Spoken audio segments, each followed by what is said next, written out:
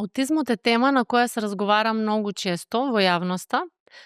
Знаеме и ние да продуцираме, да снимаме често подкасти за аутизмот, но мислам дека тоа е нешто што заслужува внимание од нас како медиумите, затоа што многу малку од луѓето се свесни дека аутизмот не е болест, тоа е состојба.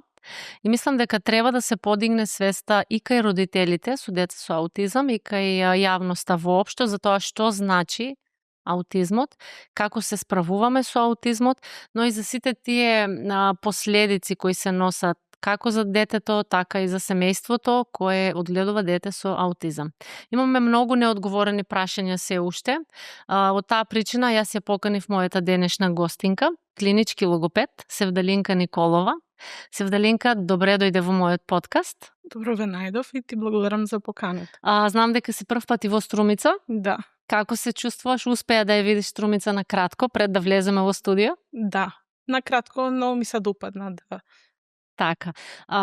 Севдалинка, уште на самиот почеток, јас и во најавата кажав, многу ми е битно да се разграничи дали аутизмот е болест или состојба. Дали е тоа нешто што може да се излечи или е нешто со кое се живее во текот на животот, а ние се уште за жал како општество не сме свесни за тоа. Да.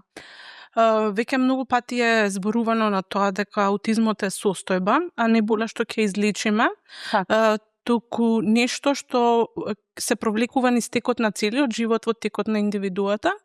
Со текот на времето и растењето, тоа може само да се подобри начинот на живот и во одреден случај детето да стане функционално или пак самостојно. Родителите многу тешко знам дека прифаќаат воопшто дека ќе се создаде нели состојба, детето има аутизам. Тие го прифаќаат многу тешко тој факт, но и како се справуваат понатаму со таа состојба на аутизмот. Сакам да го разјасниме тоа, знам дека имате долгогодишно искуство, работите во Центар за рехабилитација на слух и говор, имате искуство и споделете ми ваше искуство, како родителите се справуваат прво со тој факт, дали го прифаќаат тоа?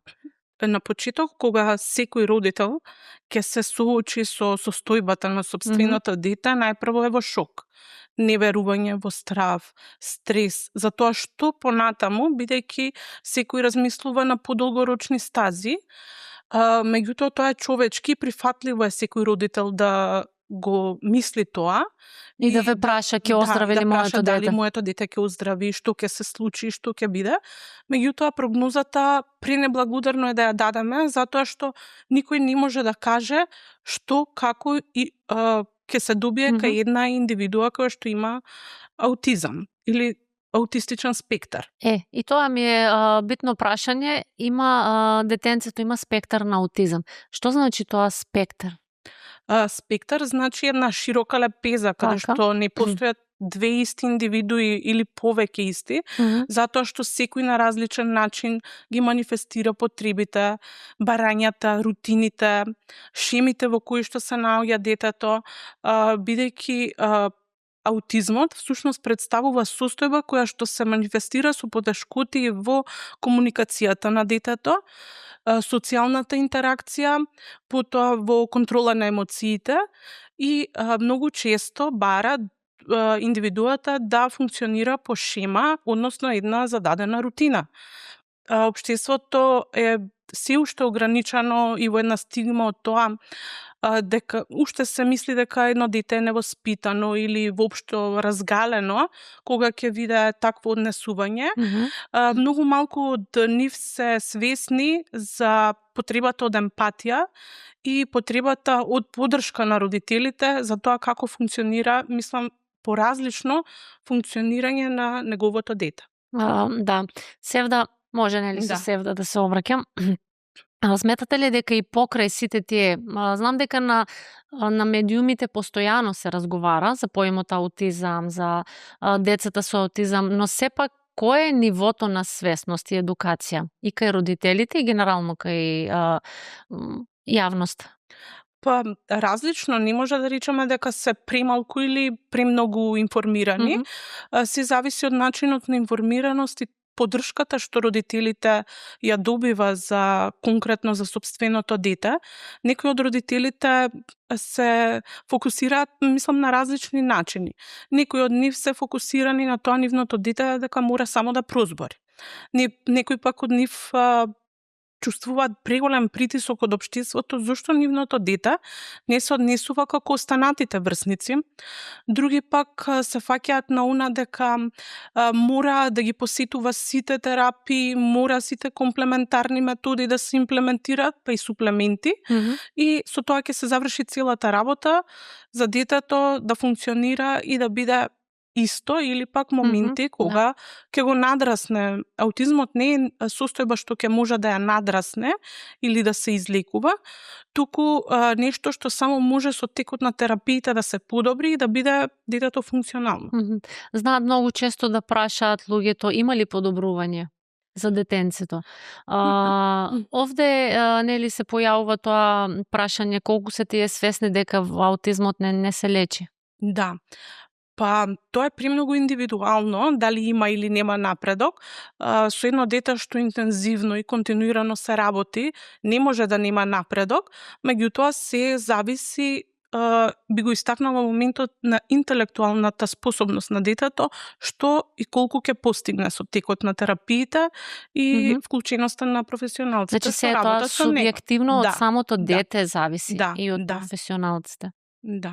Можеме ли да направиме една разлика, различен спектар на аутизам, исти третман? Вашето искуство што покажува. Сакам да им воочам на родителите пред се, дека да не посегнуваат по секој вид на третман, нели секогаш. Знаеме, ние родителите за доброто на децата ќе пробаме се, но не треба да се посегнува, нели, по секој третман. Па сите терапии и сите, мислам, пристапи не можат исто да делуваат кај едно дете. Не може, ако една терапија кај едно дете донела виден успех, истото да се постигне кај друго дете. Не може, исто како и со суплементите, ако мене или вас ви одговара некој лек, не може да одговара исто и да делува исто. Затоа е многу важно, кога детето ќе фати еден тек на третмани, тие да бидат континуирани и да се работи со истиот тим.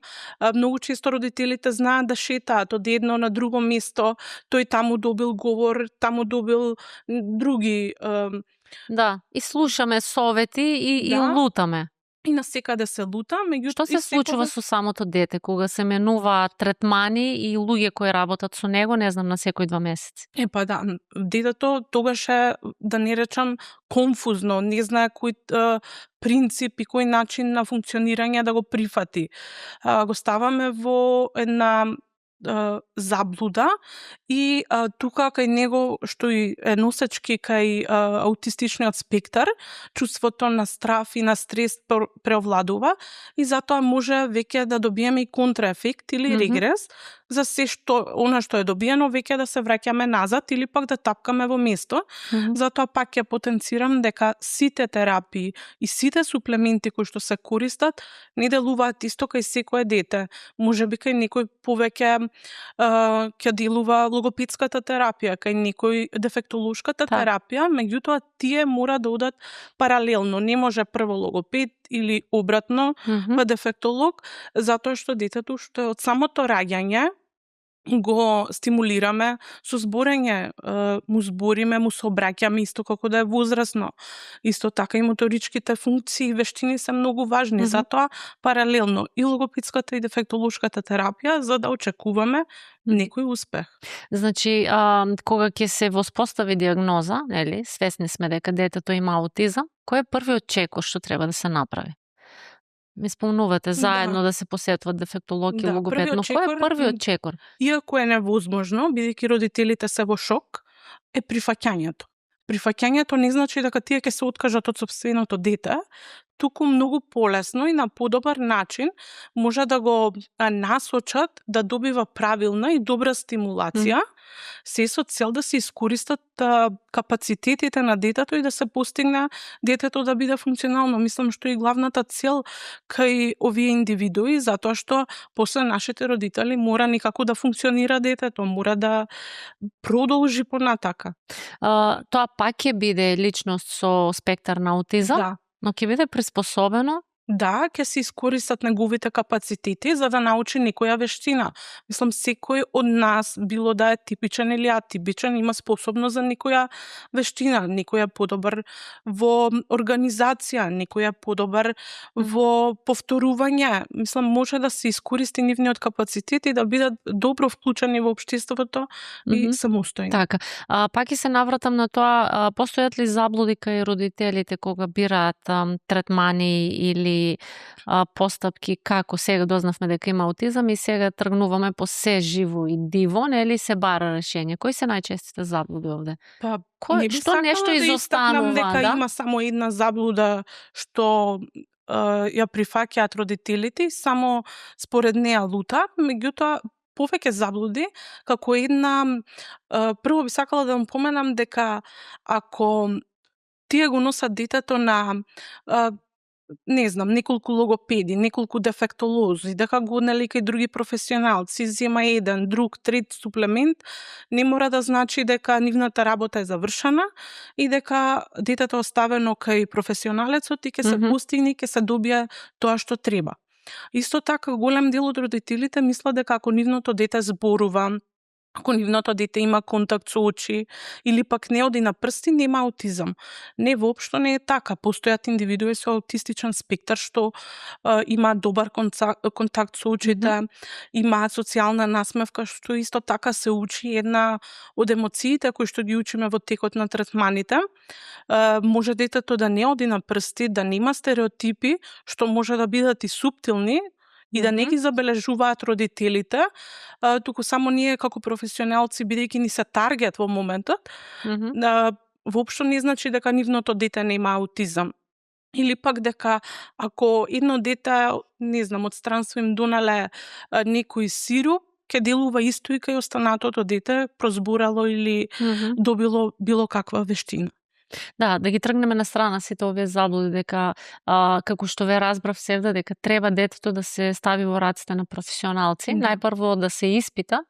Да, и да се има доверба во тие што го оставате вашето дете и не може да очекуваме дека за 1 месец, 2 или 3 ќе се добие некаков успех. На секој дете му треба различно време да се прилагоди на терапевтите, на околината во која што се наоѓа, да ги прифати, да почне да ги прима информациите, начинот на работа на логопедот, дефектологот, сензорниот терапевт. И на самиот терапевт да се приспособи, нели? Да, понекогаш може би да не ни се поклопува енергијата со одредено дете, па затоа ни треба подолг временски период да се прифатиме, затоа што не секое дете е научено да има строги правила, кај некој може и попустливиот пристап ќе биде подобар, меѓутоа сепак еден најдобро намерен совет на родителите да веруваат во тие што ги избрале како терапевти, како тим на нивното дете и не може да очекуваме дека преку ноќ ќе се смени, бидејќи ова е состојба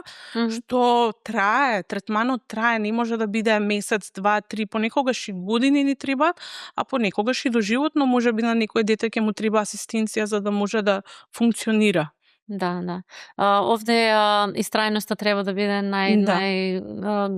би кажала најважна карактеристика на родителите. Колку тие како родители се послушни во однос на вашите насоки, совети кои ги даваат, и колку тие работат со нивните деца и колку се посветени. Дали е доволно да се носи детето на третман саат време и потоа дома детето е на страна затоа што нели завршена е работата со професионалци. Имате ли соработка со родителите? Па не би сакала да генерализирам дека сите се послушни или непослушни. Да, секоја честна исклучоци. Да, имам исклучоци и баш понекогаш и тие ни се ветар во грб дека затоа и постигаме успехи брзо можеби води третманот, меѓутоа не може да веруваат во тоа дека еве, денес го заврши часот со логопед, дефектолог, имаше сензорна соба, имаше други активности како што се моторни активности и нивната совест е задоволена, тие направиле се што треба. Не. Напротив, тие се најважните котерапевти затоа што најголем дел од времето го поминуваат со своите деца. Така. Ако ги следат насоките што ние како професионалци ги даваме, неизбежен е успехот. Секако ќе има успех, можеби некогаш ќе биде премал, може ќе биде покасно, меѓутоа не може да нема некаков успех, ама секако акцентот би го ставила на она дека се зависи од интелектуалните капацитети кај детето, затоа што не може да претпоставиме дека ќе биде добро или ќе прозбори или ќе ги надмине сензорните дефицити, се индивидуално. Како се мери таа интелектуална? Често ја споменувате. Да, интелектуалната... Има начини како се согледува тоа, се мери, се...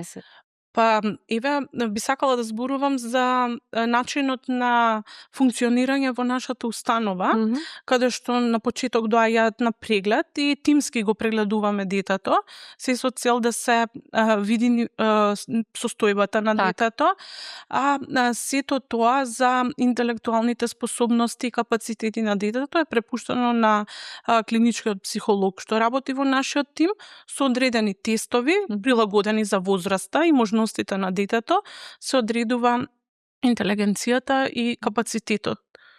И согласно тоа, вие ги прилагодувате третманите на детенцето, претпоставам. Да. Колку прифаќаат родителите ако кажете дека вашето дете е во таква и таква ситуација, нели, состојба? Прифаќаат ли родителите? Па многу потешко не оди, меѓутоа и ни треба време се додека сватат и видат што им се кажувало уште на почетокот. Секако на почеток го има тој шок и неприфаќање, меѓутоа со текот на времето најчесто родителите се изморени затоа што процесот е долготраен. Се обидуваат да ги прилагодат своите дневни активности, работните активности, некои се и принудени да напуштат работа, па понекогаш и психолошки делува тој момент на нив и не би сакала да кажам дека не се во право во тој момент или да ги навредуваме постојано дека не го прави доброто. Секој родител секогаш го бира најдоброто за своето дете, го сака најдоброто за своето дете и во моментот го прави она што мисли дека е исправно. Така, но затоа сте вие овде како професионалци да дадете насоки на сите нас родителите, нели, кои сме инволвирани во таков еден процес, се со цел за децата да бидат приспособени. Затоа што пак ќе напоменам, мислам дека многу ретко кои луѓе суштински сваќаат дека со аутизмот ќе се живее цел живот. Ние само треба да помогнеме на тие дечиња. Сега Севда, кога сме кај третманите, ја знам дека постојат милион третмани, нели, во светот, како се третираат децата со аутизмот. Пред да ги напоменеме сите тие, јас имам едно клучно прашање. Зошто ние, родителите овде во Македонија, повеќе веруваме на доктори, истражувачи и не знам различни третмани и операции во странство, а помалку овде? Кој е вашиот став? Дали менталитетот не е тоа? Не знам дали повеќе се промовираат или рекламираат некои странски институции, па тоа доаѓа до нас, изостанува рекламата и промоцијата на нашите домашни институции или нешто друго е во прашање? Па, мислам дека повеќе комерцијализираниот пристап на она што од надвор, она што од странство, подобрата вмреженост на родителите затоа што делат совети, како поминале, што добиле, ги води родителите да се насочат и надвор од нашите граници, меѓутоа пак кај нас можностите се многу помали, професионалците се помалку на број и понекогаш не може ни да се стигне во одреден временски период. И тука можеме да ја спомнеме и ризичната заблуда на она дека ако почекаме малку повеќе ќе биде подобро, затоа што тие имаат специјализирани центри, специјализирани групи на професионалци што може да се подпираат едни на други. Кај нас не може еден или двајца или тројца да го покриваат целиот цела држава, Да. за жал, да. Го имаме и тој проблем би кажала јас, Да. системски проблем, дека не може вие еве конкретно, не може да ги прифатите сите деца од државата. Да. Па затоа и кај нас листите на чекање се долги. Затоа што и третманот е долготраен. Не може да добиам нешто за 2-3 месеци, готово завршила логопедската или дефектолошката терапија кај овие деца. Мислам, понекогаш доаѓаат кај нас и кога уште се во училиште, кога веќе тргнале во училиште. Што со другите дечиња? Јас многу често се прашувам, ако во, не знам, статистиката покажува дека секое трето дете веќе има проблем, дали со говор, дали со анксиозност, нели, нарушено однесување и се тие работи. И еве вие како јавна институција не може да ги покриете тие.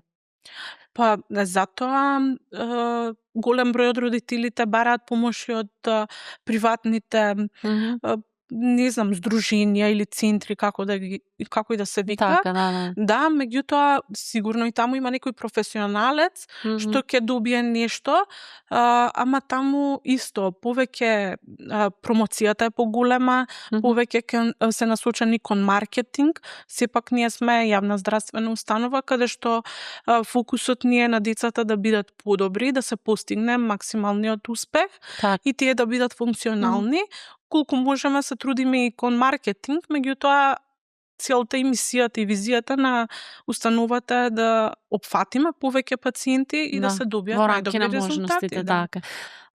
Севда овде би го спомнала томатис методот. Вие сте томатис практичар во јавната установа и кажете ми што всушност значи овој метод за едно дете со спектар на аутизам.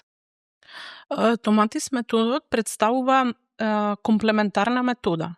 Не може да ја замени логопедската или дефектолошката терапија, туку само ни е поддршка и би добиле многу подобри резултати со томатис методот. Томатис методот представува невросензорна стимулација на мозокот преку слушалки. Така. Што му праќа на мозокот информации, стимулуси преку коскена и воздушна проводливост и го подобрува создавањето на нови патишта во мозокот за да се подобрат комуникацијските, социјалните и емоционалните вештини кај детето. Може да делува на различни области, затоа што во склоп на состојбата кај децата со аутизам се опфатени повеќе дисфункции во вештините, како што е, еве, например, го истакнала вниманието, бидејќи доколку детето нема внимание за да ја заврши една активност до крај. Скратено му е, сега немаат внимание ни половина минута. Да. И пренасочувањето од една на друга активност им е тешко. Овде, преку делување преку слушен пат, односно преку слушалките, томатис методот прави едно менување на звучните контрасти во реално време, што го активира мозокот да прави нови механизми кои што се автоматски и да ги приметуваат, односно да ги прифаќаат сите стимулси од надворешната средина, подобро да ги обработуваат и да се зголемат синапсите помеѓу едната и другата хемисфера. Кога станува збор пак за учењето, исто и тоа е област каде што може да се применува томатис методот. Значи не е само не треба да се користи само за деца со спектар на аутизам. Да. Има широка примена. Има широка, не е само за одредена состојба или може и кај деца со типичен развој, кај возрастни, каде што има анксиозност, да речеме, бидејќи помага и во регулација на емоциите преку пат на намалување на стресот и што уствари е и водачка емоција кај децата со аутизам, стрес и страв. Ние добиваме... Кај нив е изразено? Да, кај нив е изразена и со помош на томатис методот и делувањето преку звучни контрасти, односно тука имаме снимени траки кои што се инструментална музика од маршови, Моцарт, грегоријанска или црковна музика на различни фреквенции му праќаме на мозокот информации кои што го активираат и го стимулираат да прави нови врски и тој да биде постојано накострежен, да не прави една бариера од стимулусите кои што доаѓаат од надворешната средина и предизвикуваат фрустрации најчесто кај детето. Значи му овозможува да воспоставува подобра комуникација со надворешната средина, како што можам да разберам јас, нели, како во таа област. Бидејќи увото не само што е еден од важните сетилни органи, тој игра важна улога и во одржувањето на рамнотежа, исто така, односно вестибуларниот систем, па затоа може да се користи кон подобрување на моторните способности кај детето, кога се работи за латерализација кај детето, потоа оние задачи што ги праќа мозокот за скокање, трчање, качување по скали, или пак кога најчесто е побарана томатис методата за развој на говорни, можем томатис метода да го развие говорот, бидејќи говорот представува најсложена функција, меѓутоа може да помогне кон подобрување на фонолошката свесност. А фонолошката свесност представува нешто што е од суштинско значење за учење на еден говор, односно тоа представува нашата способност да ги прифаќаме, декодираме и разликуваме звуците што доаѓаат од надвор, односно знаците на звуците на говорот. Колку што можам јас да разберам дека таква една метода е неопходна за секое дете кој има спектар на аутизам. Или погрешете ме ако децата кои што поправете ме ако грешам. Децата кои што се преосетливи сензорно, не може да ги прифатат слушалките, бидејќи овде звукот се пренесува и преку коскена проводливост и им дава како едно чувство на треперење на целото тело. Исто така децата кои што имаат еге кое што е немирно, бидејќи овде директно влијаеме на мозокот и може да предизвикаме негативен ефект, не би рекла, меѓутоа да биде пораздразливо детето, бидејќи автоматис методот немаме негативни ефекти. Едноставно, само на почетокот, во првите 5 дена, бидејќи се уште мозокот учи нови и ги перципира сите стимулации, може детето да има потешкоти со спиењето, да е поплачливо, меѓутоа други насакани ефекти немаме кај автоматис методот. Да. Сега, постојат ли разлики во различни држави? Имаме нели томатис методи во други по држави? белгиски метод. Така. Постојат ли разлика од една до друга метода? Оправдано ли е ние сега да отидеме во Белгија на томатис метод? Па можеби целиот фокус што се става на тој или тој пристап, тој е универзален метод што е креиран од Алфред Томатис и само се модифицира на некои начини. Еве, го спомнавте Белгија, таму затоа што најчесто се зборува, се споменува тоа. Таму има специализиран центар со многу професионалци, каде што ве земаат со детето, како да не речам хотелска услуга, каде што во текот на тие 10-15 дена колку останувате, целиот фокус е свртен кон детето и кон менување на одредени начини и рутини и е ставено во една нова структура. Меѓутоа, кога детето ќе се врати назад и структурата не се почитува и не се применува од страна на родителите, кој е ефектот, што понатаму. Истата улога ја имаат и слушалките, да не речам, во Македонија, затоа што не може да биде ништо поразлично. На почеток нас, како професионалци, на сите ни праќаат снимени материјали, траки, со кои што ние само во зависност од потребата на детето, менуваме фитинзи, правиме фитинзи за оној дел што сакаме да го стимулираме, бидејќи според методот Томатис, мозокот е поделен на 3 зони, каде што имаме зона за стимулација на говор, зона за стимулација на моторни вештини, фонолошка свесност, правење на добра комуникација помеѓу левата и десната хемисфера. Ништо поразлично и не се случува во Белгија. И помалку добро, да речам, од Да, но јас пак ќе кажам дека би требало да има поголема информираност, нели, за луѓето за да бидат свесни за таа ситуација, дека не значи ако се потрошат огромна сума пари во Белгија ќе има поголем ефект или таму се поголеми професионалци од вас.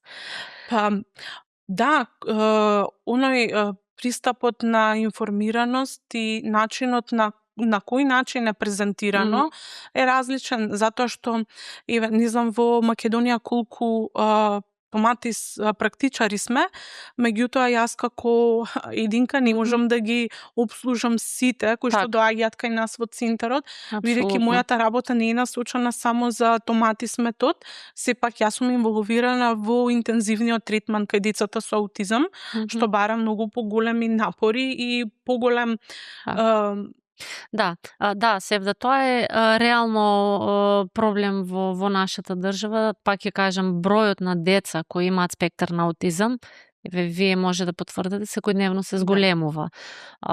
Се зголемува и потребата за третмани на тие деца, но мислам дека ќе наидуваме на се поголеми проблеми. Кој ќе се грижи за тие деца?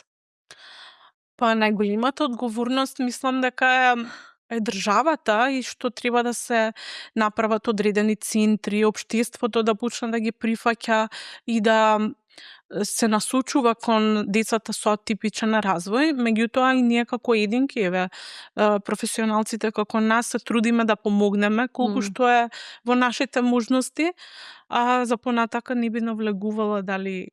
Јас се надевам дека ќе се најде решение, дека нема да имаме потреба сите да патуваме само во Скопје за такви центри, дека тоа е потреба и мора да се размислува да се направат вакви центри во други градови, поголеми градови, барам да се опфатат сите деца. Да. Севда, кога зборуваме за различен вид на однесување кај децата со спектар на аутизам, овде би кажала дека има и деца кои се однесуваат премногу агресивно, или кои имаат некои испади. Значи ли тоа во секој со секој агресивно однесување, значи ли дека некој дете има право спектар на аутизам? Не, значи однесувањето секогаш има некоја причина и може да се појави кај типичните деца. Меѓутоа карактеристично кај децата со аутистичен спектар е тоа што мора да има некоја причина која го предизвикала тој начин на однесување. Понекогаш може да се јави во вид на обсесија, каде што децата мислат постојано во мислите имаат една идеја да постојано да разговараат или да се прави една иста работа што е само од дивен интерес, односно да бидат опфатени со бројки, букви, некои интереси како што се авиони, да разговараат на тема на лифтови. Други пак однесувањето го насочуваат како компулсивно однесување, односно во одредено време на одреден начин да ги извршуваат некои активности. Го повторуваат постојано. Да, повторувачки активности. Како родителите да реагираат во тој момент? И што е во нивна можност? Па понекогаш добро е да се почитуваат тие рутини, се со цел да се намали она што е непосакуван облик на однесување. Например, може тоа да резултира и со тантрум или нешто што е предизвикано од преосетливоста на детето и секогаш не мора да ги бараме како виновници родителите дека заради некоја неисполнета желба или некоја неисполнета рутина, детето се однесува така. Понекогаш ги советуваме и ние да се почитува рутината или да се намалат, односно супресираат оние предизвикувачки фактори кои што ќе го донесат детето во тој момент така да се однесува. И сепак игнорирањето исто така ни помага да се намалат, а и полека да исчезнуваат таквите облици на однесување. Значи, некогаш треба да бидеме и построги кон тие деца. Па да, ама сепак истрајноста е најважна. Најважно нешто. Сега, знам дека постојат и групни и индивидуални терапии за деца, нели, со спектар на аутизам. Да. Дали имаат индивидуалните терапии предност во однос на групните? И дали ние како родители треба по секоја цена да инсистираме детето да има индивидуален третман? Дали е подобро? Па, на почетокот би рекла дека индивидуалниот пристап ќе биде најдобар, затоа што секој професионалец, дали да е логопед или дефектолог, небитно, ќе си го стави детето во структура и ќе го пренесе неговиот начин на работа, неговите принципи. Меѓутоа и групната терапија дава добри резултати, затоа што овде ќе се научи редот, ќе се научи взаимноста кај детето, да го почитува оној момент на јас па ти, односно да научи да чека, да може вниманието да биде подолго трајно, а не во тој момент да го добива се што намислил и во моментот, за да не дојде до еден непосакуван облик на однесување. Овде е важна и социализацијата која се случува, нели, кога имаме групни терапии. Затоа ги препорачуваме градинките, каде што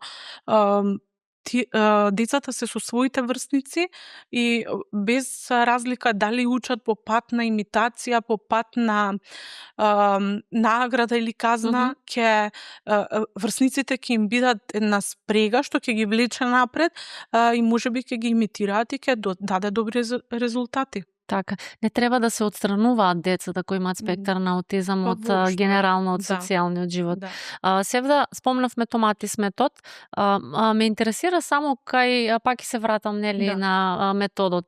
Дали е возможно овој метод да се применува и на возрастни луѓе? Да, може да се применува и кај возрастните, веќе спомнав дека најчесто кај анксиозноста, затоа што сепак тука треба да има една регулација на емоциите, а преку делувањето на длабоки звуци и длабоки стимулси кои што ги пренесува методот преку слушалките, преку воздушна и коскена проводливост, доаѓа до една регулација на емоциите.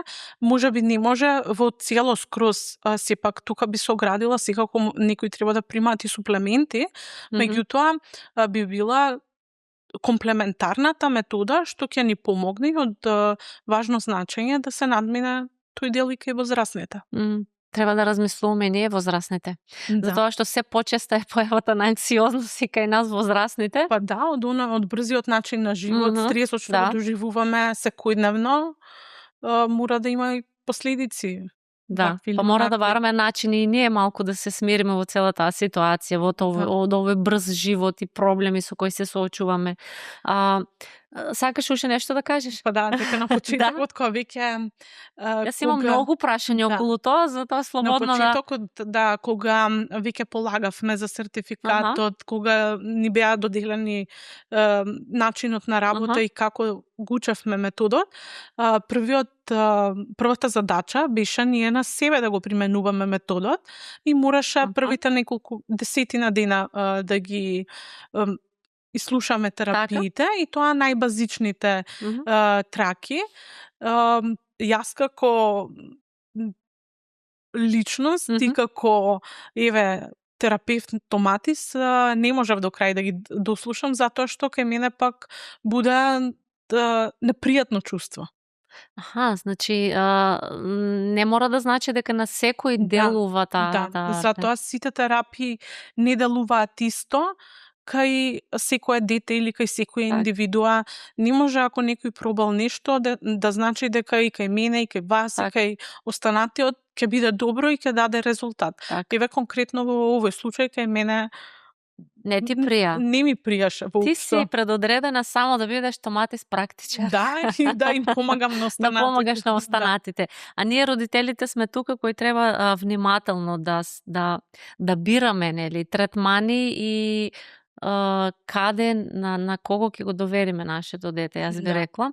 Овде само на кратко би споменала сите тие суплементи кои се дават, еве спомна, нели, во текот на разговорот, сируп од странство, апче од таму. Колку треба да се осврнуваме на тие суплементи, а без претходна консултација на лекар, логопед, дефектолог, невролог, затоа што многу често и тоа се случува кај родителите.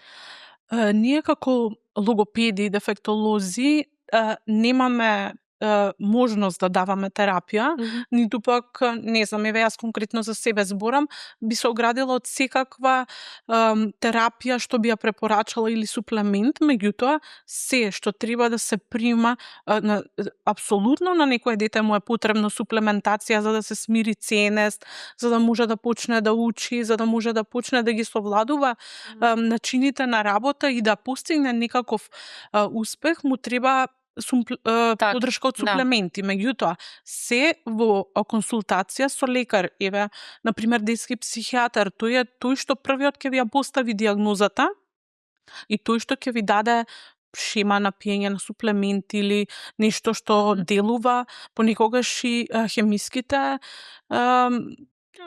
суплементи даваат резултати, затоа што доколку едно дете е превознемирено, преанксиозно, преплавено со емоции кои што се не може да ги контролира, нас ни треба подршка и затоа ние како терапевти ве препраќаме да отидете на детски психијатар, невролог, да се видат и останатите сегменти од состојбата, за да се подобри и да се добијат резултати од нашиот терапевски пристап. Има комплетна слика за тоа дете, мислам дека резултатите. Мора мултидисциплинарно да делуваме, не може само логопедот да ја заврши работата, или само дефектологот, или само сензорниот терапевт.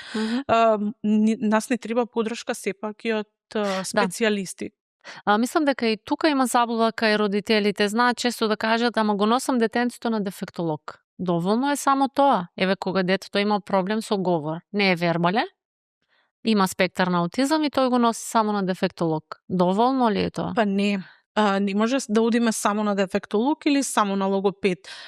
Нашиот начин на работа е различен, меѓутоа не може да ставиме еден рез или граница дека во овој момент мора само логопед или само дефектолог. Постојаната стимулација на детето мора да биде континуирана и од логопед и од дефектолог.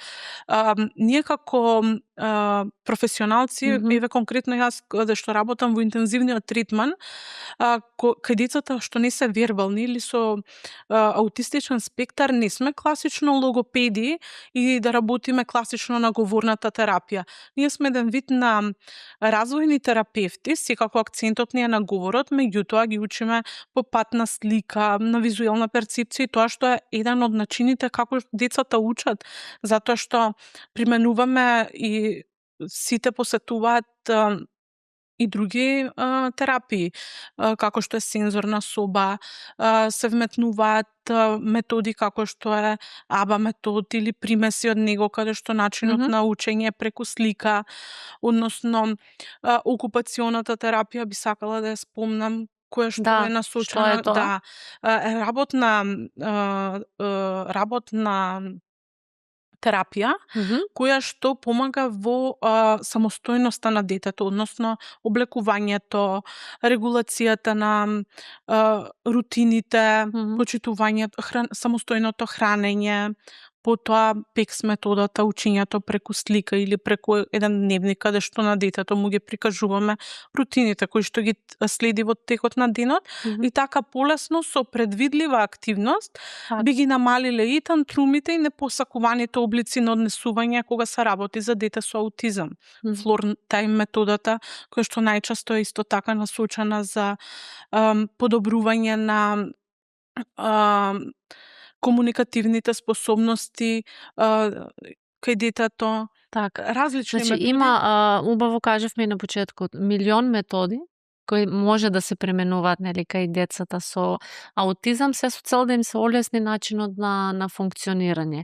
Но пак овде се наметнува прашањето колку ние како родители сме информирани, прво колку ја прифаќаме таа состојба, понатаму се информираме за да може да му помогнеме. Кој би бил вашиот совет до сите родители? Па, советот. Еден конкретен совет не би можел да ја расчисти свеста или да го подобри начинот на кој што родителите ќе го прифатат, меѓутоа колку полесно и побрзо го прифатат она што со она што се соочуваат, многу побрзо и полесно ќе делуваат со правилна стимулација кај сопственото дете. Прифаќањето не значи дека вие сте се откажале од вашето дете. Напротив, со тоа вие само му овозможувате еден добар пат, една правилна стимулација, избор на правиот тим со кој што ќе работи вашето дете. И аутистично дете не значи дека е дете кој што има помала вредност. Напротив, ние како општество треба да делуваме, да се зголеми и свесноста за полесно и побрзо прифаќање на ваквите индивиди. И тие може да дадат придонес во општеството. Па секако, да. Секој дете има различни интереси. Може да бидат вклучени во различни активности доколку ги совладат вештините што со помош на вас како специјалисти во таа област. Сега да ме интересира само уште еден момент тука. Колку мислиш дека има рана интервенција кај децата? На која година родителите стануваат свесни и почнуваат да ги носат по дефектолози, логопеди? Имаме ли рана интервенција? Или се уште не? Прво сакам да го објаснам моментот на рана интервенција и ран третман, бидејќи е различно. Добро. Раната интервенција представува кога на родителите им даваме насоки, совети, односно инструкции како да ги подобрат начините на функционирање и како детето да го стимулира во она што не можело да го постигне, да речеме, до втората година и веќе бараат помош. А раниот третман представува третман кога детето пред втората година е веќе вклучено во третман, односно несено во амбуланта или во центар, каде што се работи интензивно со него. И исто така пак и во овој случај им даваме на родителите инструкции, меѓутоа терапевтот е активно вклучен во третирањето кај детето. Раната интервенција би рекла дека е клучна кај оваа состојба, бидејќи на колку помала возраст дојде детето кај нас, на колку помала возраст веќе се диагностицира и се прифати со третмани, многу полесно и побрзо ќе се направат нови начини на учење, односно ќе се направи една структура каде што детето ќе почне да учи, а потоа и функционално да ја применува, секако со поддршка од родителите. А потешко, мислам, тоа праксата веќе ни го покажува кога едно дете нас ќе ни дојде на 4 или 5 години, многу потешко се прави една реорганизација од се до сега што е научено, да го менуваме структурата, да ја менуваме, да менуваме се она што веќе научил и овде може да и негативно да влијаеме, затоа што тоа веќе се има формено на и веќе ги прифатило тие структури, тие рутини, шеми што ги има и можеби да имаме и регрес или пак да тапкаме во место, затоа што реорганизацијата е многу потешка отколку кога исто како еден бел лист хартија, кога ќе почнеме да пишуваме самостојно и да даваме своји насоки, е многу полесно и клучно во овој. Да, спомена година и пол, 2. Тоа е идеален период за да се започне со интервенција во тој дел? Да, веќе се надминува она стигма дека после 3-та година треба детето да оди на третмани. Не, тоа многу е погрешно, затоа што веќе еве и праксата ни покажува, многу порано доаѓаат на преглед, многу порано доаѓаат на обсервација, затоа што гледаат дека нивното дете не го достигнува она што го достигнало, не знам, првото дете или првото дете, да, многу и често. затоа веќе почнуваат да се освестуваат родителите и да го прифаќаат она дека и пред втората година е многу подобро да почнеме и со рана интервенција и со ран третман. Затоа што така ќе ги искористиме сите можности, капацитети да го достигнеме она што сакаме детето да биде. секако во неговите можности да биде функционално. Так, нека биде тоа апел до сите родители. Не ниту срамно да се дојде на преглед, да се направи нели еден обичен преглед кај детенцето, доколку се види дека има некои отстапување од едно нормално функционирање, јас би рекла, на детето. Со таа цел ги правиме и овие подкасти, Севда, за да ги информираме пред се нашата јавност и родителите, малку да ги едуцираме колку нели сме во нашите можности и да ги охрабриме да зборуваат гласно за своите проблеми, да бараат решенија и да се зголеми свесноста кај сите родители, но и по широката јавност за тоа што значи аутизмот. Да, затоа би сакала еве да кажам дека ако еве, оние што ќе огледаат подкастот и што слушале што е темата на денешниот подкаст, кога во околината ќе видат дете што се однесува атипично или нешто што не мислат тие во моментот дека е нормално, да не го осудуваат ниту детето, ниту родителот.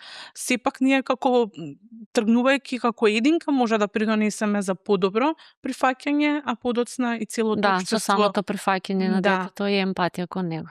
Така. Севда, јас ти благодарам на овој разговор. Мислам дека ќе дадеме свој придонес и јас и ти во однос на прифаќањето на аутизмот, на сите деца кои имаат спектар на аутизам и да помогнеме на родителите кои се справуваат со едни вакви состојби. Јас би упатила поздрав до целиот тим таму кој работи со тебе. Затоа што, еве, имам среќа и јас да бидам со вас. Знам со каква посветеност работите со тие деца таму и колку сте навистина професионалци, но на крајот навистина ми е жал за тоа што не може секое дете да биде дел од вашиот тим. Се надевам дека ќе се направат некои промени и сите оние кои треба нели да менуваат и да работат во нашата држава и во системот, да возможат секое дете да има третман со вистински професионалци за да има успех на крајот сето тоа. Ти благодарам и тебе на поканата и на можноста што ни овозможи еве да одговориме на голем број прашања што представуваат можеби дилема и нејасност кај родителите и еве, за тоа ќе разговараме и во некој нареден подкаст. Има тоа, мислам дека е широка тема на која може да се разговара уште многу, така да секогаш сме расположени да дискутираме на прашања кои ги интересира јавноста, а верувам дека и вие ќе стоите на располагање за уште еден подкаст во иднина. Ти благодарам, Севда. Фала и ти. Благодарам и на вас за вниманието со кој нас слушавте и се гледаме наредниот подкаст.